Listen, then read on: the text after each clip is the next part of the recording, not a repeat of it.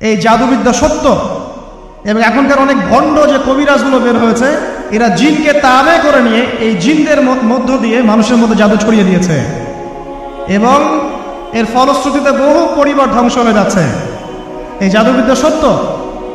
আরো একটা জিনিস সত্য, নবী সাল্লাল্লাহু আলাইহি ওয়াসাল্লাম বলেছেন ইন্না আইনাল হক, চোখের নজর সত্য। নবী করিম সাল্লাল্লাহু আলাইহি ওয়াসাল্লাম বলেছেন চোখের বদনজর সত্য। এই যে আমরা বলি ফেসবুকে এত বেশি ছবি দিয়েন না ভাই, ছবি তুলেন না, ছবি তুলেন না, বারবার যে করে নিষেধ করি, কারণ কি জানেন? একটাই কারণ, বিকজ চোখ লাগাটা সত্য। মানুষের চোখ লাগে, এই কথা শুনলে অনেক মজুমদাররা হাসবে না? কথা বুঝতে পারেন নাই? কিন্তু এটা সত্য, কারণ নবী করিম সাল্লাল্লাহু আলাইহি ওয়াসাল্লাম যা বলেছেন সাদাকাল্লাহু ওয়া সাদাকা রাসূলুহুল কারীম, নবী যা বলেছেন, আল্লাহ যা বলেছেন চিরায়ত সত্য, এর বাইরে কোনো সত্য আছে? আচ্ছা দেখেন, আমি বললাম যে জাদুবিদ্যা সত্য। এই জাদুবিদ্যার চর্চা মানুষ করে, এখনো করে, এবং এই জাদু দিয়ে মানুষের ক্ষতি করার জন্য জিনের প্রয়োজন হয়, দুষ্ট জিন। এই জিনগুলোকে মানুষ তাবে করে মানুষের ক্ষতি করার চেষ্টা করে। দেখবেন এখন গ্রামে গঞ্জে শহরে সব জায়গায় ছড়িয়ে পড়েছে না? দেখবেন, খুব সতর্ক থাকবেন। আমি পরে সলিউশন বলছি আপনাদেরকে। আরেকটা বলেছি, নবী সাল্লাল্লাহু আলাইহি ওয়াসাল্লাম বলেছেন চোখের বদনজর এমন সত্য যে একটা উটকে এই রান্নার ডেকচির মধ্যে ঢুকাই ফেলতে পারে। একটা উট খুব সুন্দর, ভালো, আপনি দেখছেন মাশাআল্লাহ বলেন নাই, নজর লেগেছে, উটটা মারা গেছে জেনেন দেন, তারপর তাকে জবাই করে খেয়ে ফেলতে হয়েছে। একজন সাহাবী গোসল করছিলেন, গোসল, এটা হাদিসে সহিহ, এই আলেম ওলামা যারা আছেন তারা জানেন যে এই হাদিসে সহিহ। একজন সাহাবী গোসল করছেন, তার গায়ের চামড়াটা খুব সুন্দর ছিল, একদম স্কিনটা অনেক সুন্দর থাকে না এমন কিছু মানুষ? আচ্ছা, এখন আরেকজন সাহাবী এই গোসল দেখছেন দূর থেকে, দেখে বলছেন যে কি চমৎকার তার শরীরের রংটা, যেন কুমারী নারীর মতো, অনেকটা এমন একটা কথা তিনি বলেছিলেন। সাথে সাথে এই সাহাবী অজ্ঞান হয়ে পড়ে গেছে। কোন সাহাবী? যিনি গোসল করছিলেন। এটার আপনি কোনো ব্যাখ্যা দিতে পারবেন না তো, এখানে কোনো সায়েন্স দিয়ে বা মেডিকেল সায়েন্স দিয়ে আপনি কোনো ব্যাখ্যা করতে পারবেন না। একটা ব্যাখ্যা দিতে পারেন, কিন্তু কেন সেটা হলো সেটা আপনি অ্যান্সার খুঁজে পাবেন না। তো নবী সাল্লাল্লাহু আলাইহি ওয়াসাল্লামের কাছে নিয়ে যাওয়া হলো তাকে। তিনি বললেন যে এই ব্যক্তির ব্যাপারে কি কেউ ভালো মন্দ কিছু বলেছিল? তখন একজন সাহাবী বললেন হ্যাঁ, অমুকে বলেছে এর স্কিনটা অনেক সুন্দর, তোকে ডেকে নিয়ে আসো। ওকে ডেকে আনা হলো। ডেকে আনার পর নবীজি তাকে অনেক শাসালেন, তোমরা তোমাদের ভাইদেরকে কি মেরে ফেলতে চাও? তখন এই সাহাবী তো অবাক, আমি আবার কখন মারতে চাইলাম ইয়া রাসূলুল্লাহ? আমি তো মারতে চাই নাই, আমি তো খালি বলেছি যে তার গায়ের রংটা অনেক সুন্দর। তখন তিনি বললেন কেন তুমি সুবহানাল্লাহ বললে না, কেন তুমি মাশাআল্লাহ বললে না? যখন মাশাআল্লাহ বলবেন, সুবহানাল্লাহ বলবেন, নজরটা লাগবে না। আর যখন আপনি মাশাআল্লাহ বলবেন না, সুবহানাল্লাহ বলবেন না, দেখবেন নজর লেগে গেছে। আপনি বিশ্বাস করেন ব্যবসা খুব ভালো চলছে, মানুষ বললো যে বাহ তোর তো ব্যবসা হেভি, লালে লাল শাহজালাল, ঠিক আছে, দেখবেন আপনার কেনা বেচা বন্ধ হয়ে গেছে। এরকম হবে, আমার কথাটা বিশ্বাস করেন। এটা কিন্তু সায়েন্স প্রমাণ করতে পারবেন না, আল্লাহ এবং তার রাসূল বলেছেন, তার উপরে কোনো সত্য নেই। আছে সূরা কাহফ 29 নম্বর আয়াত পড়ে দেখেন, আল্লাহ পাক বলছেন ওয়াকুলিল হাক্কু মির রাব্বিকুম, সত্য সেটাই যা তোমার রবের পক্ষ থেকে আসে। ফামান শাআ ফালইউমিন, যার ইচ্ছা হয় বিশ্বাস করুক, ওয়ামান শাআ ফালইয়াকফুর, যার ইচ্ছা হয় সে অস্বীকার করুক। এই কারণে আমরা বলি ফেসবুকে এত বেশি ছবি দেওয়া, এই আই ওয়াশ করা, যে শোডাউন করা, হ্যাঁ, ইসলামের কিছু কাজ করলেন একদম মানুষকে না দেখাইতে পারলে ঘুম হচ্ছে না, এগুলো বন্ধ করেন, এগুলো বন্ধ করে দেন আল্লাহর ওয়াস্তে। অফলাইনে কাজ করেন, নিজেকে গোপন করার চেষ্টা করেন। যত বেশি মানুষের কাছে নিজেকে এক্সপোজ করবেন, কাজের বরকত কমে যাবে, কাজের বরকত কমে যাবে, চোখ লাগবে, নজর লাগবে। এবং চোখ লাগা বদনজরে বহু আলেম আস্তে আস্তে মাঠ থেকে মাইনাস হয়ে গেছে না? যায় নাই? এখন কি আলেমদের সংখ্যা বেশি না কম? যত দিন যাবে আলেমের সংখ্যা আরো কমে যাবে। নবীজি বলেছেন আলেমদের সংখ্যা কমতে থাকবে, মানুষ জাহেলদেরকে আলেম বানিয়ে নেবে। তো প্রিয় ভাইরা, জাদুবিদ্যা সত্য, চোখের বদনজর সত্য, রাতের এই অনিষ্টগুলো সত্য, রাতের বেলা অনেক ক্ষতি আছে। এই জন্য নবীজি বলছেন বাচ্চাদেরকে বাইরে বের করো না, এবং তোমরাও রাত যখন গভীর হবে তখন এদিক ওদিক ঘোরাফেরা করো না। দেখবেন রাত যত গভীর হয় আমাদের শহরগুলো তত জীবিত হয়, তাই না? তাই না? রাত যত গভীর হচ্ছে শহর তত জীবিত হয়। চায়ের দোকানে আড্ডা বেশি, ওই সিনেমা দেখছে, টিভি দেখছে, ক্যারাম খেলছে, লুডো খেলছে, ঘুম নাই। ঘুম কখন? ফজরের আগে আগে। ফজরের নামাজ কিন্তু নাই, ফজরের ঠিক আগে আগে, আবার ওই যে জোহরের নামাজের সময় উঠতেছে। এখন আমাকে বলেন, এরকম জেনারেশনকে দিয়ে কি আসলে ইসলামের কোনো খেদমত হবে? আচ্ছা, নবীজি রাতের বেলা আর্লি ঘুমাতেন, আল্লাহ পাক আমাদের সবাইকে তাড়াতাড়ি ঘুমানোর তৌফিক দান করুন।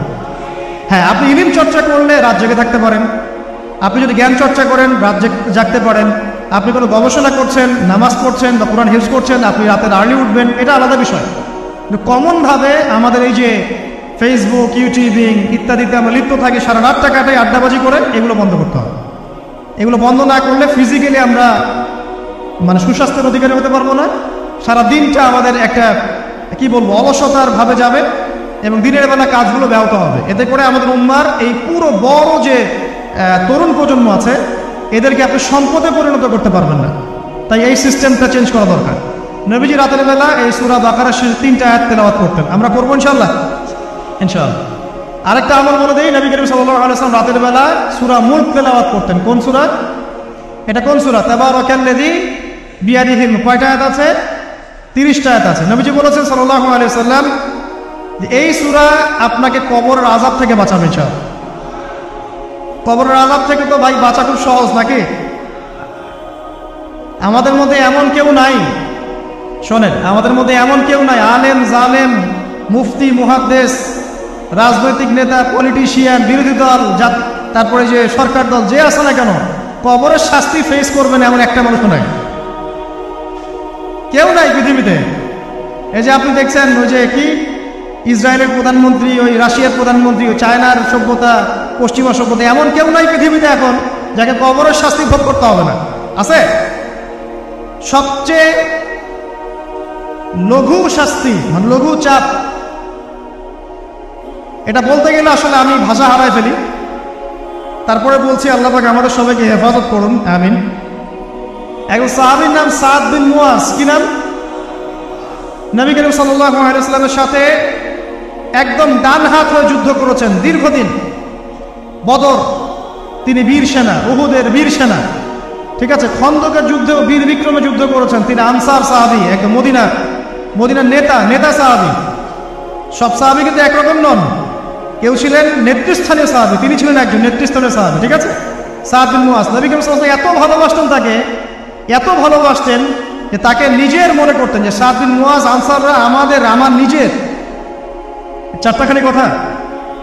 এই সাহাবীর খন্দকের যুদ্ধে এই যে হাতের এই দিকে সম্ভবত হাতের এই রগের মধ্যে একটা তীর এসে লাগে এখানে, এবং তীরটা তিনি বের করতে গিয়ে রক্তটা ছিঁড়ে যায়। এরপর ফিনকি দিয়ে রক্ত বের হওয়া শুরু হয়। চিকিৎসা করে করে রক্ত বন্ধ করা যায় না, এবং এই রক্তের প্রবাহিত রক্তেই আল্লাহর ইচ্ছায় তিনি শাহাদাত বরণ করেন, তিনি ইন্তেকাল করেন।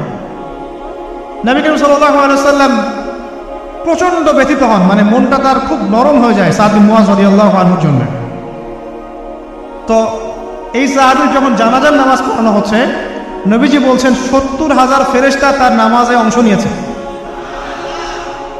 আর এই সাহাবীকে যখন কবরে শোয়ানো হয়েছে, নবী করিম সাল্লাল্লাহু আলাইহি ওয়াসাল্লাম পরে জানিয়েছেন কবরের যে মৃদু চাপ, সাদ বিন মুয়াজ রাদিয়াল্লাহু আনহুর কবরেও সেই মৃদু চাপ দেওয়া হয়েছে। আমি কি বুঝাতে পারলাম ভাই? আমাদের কোনো দাম আছে এখনকার পলিটিশিয়ানদের কোনো দাম আছে? এখনকার সমাজ নেতার কোনো দাম আছে? এখনকার সুদখোরদের কোনো দাম আছে? এই ঘুষখোর দুর্নীতিবাজদের কোনো দাম আছে? আমরা যারা কাঠমোল্লা হয়ে আছি আমাদের কোনো দাম আছে? সাদ বিন মুয়াজ রাদিয়াল্লাহু আনহু যদি কবরের শাস্তি তাকে না ছাড়ে, প্রশ্নোত্তর পর্ব তাকে না ছাড়ে, আমরা পার পাবো? নবী করিম সাল্লাল্লাহু আলাইহি ওয়াসাল্লাম বলছেন সূরা মুলক তেলাওয়াত করো রাতের বেলা, ইনশাআল্লাহ সূরা মুলকের তেলাওয়াত কবরের আযাব থেকে তোমাকে বাঁচাবে। আর আমাদের তো ভাই কবরে সবাই সাথে যাবে না, গার্লফ্রেন্ড যাবে না, বাপ মা ভাই বোন সবাই যাবে না। একজন ব্যক্তি সুদ খাচ্ছে, জিজ্ঞাসা করে দেখেন কেন খায়, বলবে তার সন্তানের জন্য খায়, তার বউয়ের জন্য খায়, তার বাবা মাকে দেখতে হবে তাই খায়, তাই না? একজন ব্যক্তি ঘুষ খায়, বলবে আমার পরিবারের জন্য খাই। একজন দুর্নীতি করছে, পুকুর চুরি করছে, বলবে দুর্নীতি করছে আমার পরিবারের জন্য খাই, পরিবার ভালো থাকবে। সবার একই এক্সকিউজ যে পরিবার যেন ভালো থাকে, আমার সন্তানরা যেন ভালো থাকে, আগামী প্রজন্মের জন্য কিছু রেখে যেতে পারি, তাই না? এরকম একটা মানুষও কি আপনার সাথে কবরে যাবে? তাহলে এই বোকা মানুষ কেন বোঝে না যে আপনার কবরে আপনাকেই যেতে হবে? তাহলে আপনি কি কারণে, অন্যের কারণে নিজের পরকাল নষ্ট করছেন? অন্যের সুখের জন্য আপনি আপনার পরকাল নষ্ট করছেন। সুদ খাচ্ছেন, দীপ্তি মায়ের সাথে জেনা করছেন। আপনাদের এলাকায় নাকি সুদের সমস্যা অনেক বেশি। কয়েকটা হাদিস বলে দেই, আমি ওদেরকে আক্রমণ করতে আসি নাই। আমি শুধু তাদেরকে 3টা হাদিস শোনাতে এসেছি।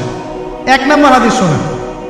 আল্লাহর নবী মুহাম্মদ সাল্লাল্লাহু আলাইহি ওয়াসাল্লাম বলেছেন, সুদের পাপের 73টা শাখা আছে। কয়টা? কোন হাদিসে 70টাও আছে, কোন হাদিসে 73টা আছে। বলছেন যে সবচেয়ে নিচের শাখাটা হচ্ছে, সুদের পাপের সবচেয়ে নিচের শাখা হচ্ছে যে যেন কোনো ব্যক্তি তার মাকে রেপ করলো, তার মাকে ধর্ষণ করলো। 1 দিরহাম যে ব্যক্তি সুদ খায়, সহিহ বুখারীতে আরেকটা হাদিস এসেছে, সে যেন 36টা মেয়েকে ধর্ষণ করলো। আর আমি একটা কথা বানাই বলছি না, যদি বিশ্বাস না হয় কবি মাদ্রাসা আছে, আলেম ওলামা আছে, গিয়ে বুখারী খুলতে বলেন, পড়তে বলেন, খালি একবার পড়তে বলেন, দেখেন যদি না থাকে তাহলে আমাকে এর সাথে থাপ্পড় দিয়ে দেয়। যদি না থাকে হাদিস এটা, তাহলে আমার গালে একটা থাপ্পড় দিয়ে যায়। আর যদি থাকে তাহলে আল্লাহর রাস্তায় সুদ খাওয়া ছেড়ে দেন। কোনটা করবেন? চ্যালেঞ্জ করবেন? নবীজি বলেছেন, 1টা দিরহাম যে ব্যক্তি সুদ খায়, দিরহাম মানে কি? রৌপ্য মুদ্রা। এটা এখন দেখতে পারবেন না, জাদুঘরে আছে।